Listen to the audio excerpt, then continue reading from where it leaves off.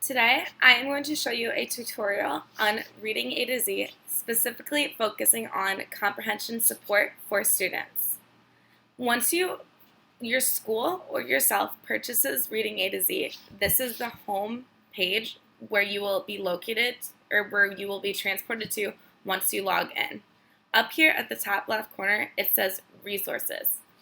Once you click on Resources, there are different tabs located here: Books, Key Reading Skills, Foundational Skills, Common Core and the 21st Century, Assessments, ELL and Bilingual, and Instructional Uses.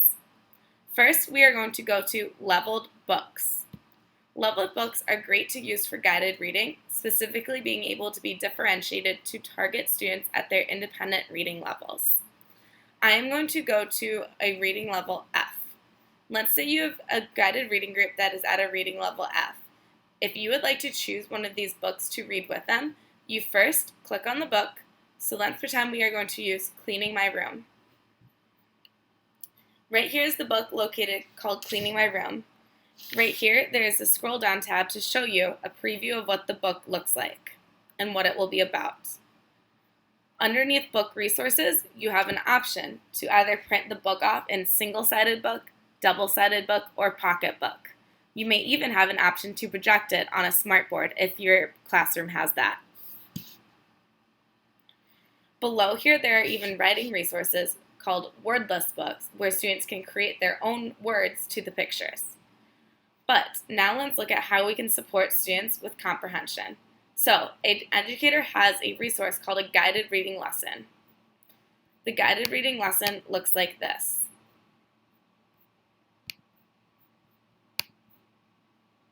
It first starts out with a book summary about the book. It will tell you how many words are within the book and how many pages. It also tells you the type of text. Right here is the first lesson. It'll tell you the targeted reading strategy, which is retell. And then it will provide you with materials, vocabulary support, and what you should do before reading, along with during reading and after reading. At the end of the lesson, there is a comprehension worksheet that you can print off in order to further support students. The comprehension worksheet looks like this: characters, setting, and then the students can write out the plot. This is a graphic organizer to support their overall comprehension of the text while reading. At the very bottom, there is also a comprehension quiz. The comprehension quiz will have a multitude of questions, and then at the end, a written response question. Right here are the different questions that focus on the story. For me, the way that I use this with my students in my classroom is that we would go through it during guided reading together, the quiz. I would have my students highlight the specific text evidence to support their answers within the text before they answered the questions. This is therefore supporting the use of evidence, Common Core Standard 1. At the end, there's an extended response, where students are able to do a written response in order to answer this question. That's just one book out of many.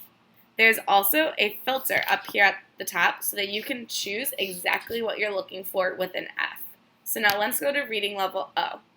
And let's say that I want to do a Common Core lesson with my students. So I'm going to click with Common Core Supplement, and then it will filter in all of the books that have a Common Core lesson. So now let's click on Bigger Than a Monster Truck. You will notice that not only now do you have a guided reading lesson, but you will also have a Common Core Supplement. The Common Core Supplement will also support students with their comprehension support of the story. This is what the Common Core Supplement looks like. It offers you a key question. It shows you the academic vocabulary that might be tricky for students, also the story words. And then it will tell you the text structure and the main specific comprehension or Common Core standard that students will be focusing on. For this specific book, it's main idea and details. Then at the end of the one-page lesson plan, there will always be a graphic organizer or some sort of organizer that students can then fill out, specifically focusing on the reason that they're reading the text. Now, those are just leveled books. Not only does this program offer leveled books, but there's a whole drop-down menu of different books that you can choose from here, specifically for what you are looking for. So now let's go to key reading skills. Under comprehension, there are reading graphic organizers. There's different graphic organizers for primary, grades K through 2, and then there are different ones for grades 3 through 6 that are differentiated to meet all learners' needs. There are also a multitude of different graphic organizers depending on what comprehension skill you are working on with your students. There are also closed reading packets available specifically for different grades, grades 2, 3, 4, 5, and 6. There are closed reading packets for informational text packets along with literary. Let's look at the one literary closed reading passage. How do you care for a pet? Over here for teacher resources, this closed reading passage also offers teacher tips. Notice, there's different passages that connect to one another, and you can see that through the drop-down menu. Let's look at some of the teacher tips for how to care for a pet.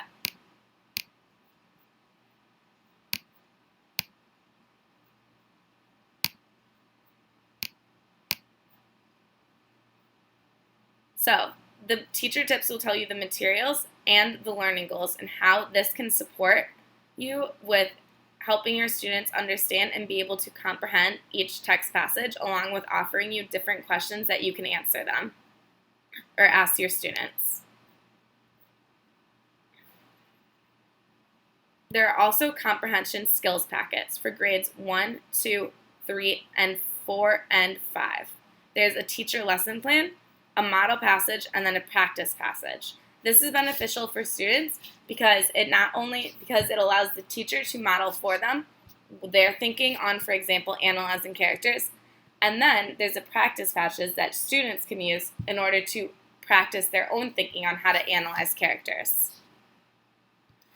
This part of reading A to Z is also very helpful. For example, if you are doing a whole group lesson on cause and effect during your read aloud, you can then have students with groups practice cause and effect with the model passage, and then for their assessment use the practice passage in order to figure out how much they learned about cause and effect relationships.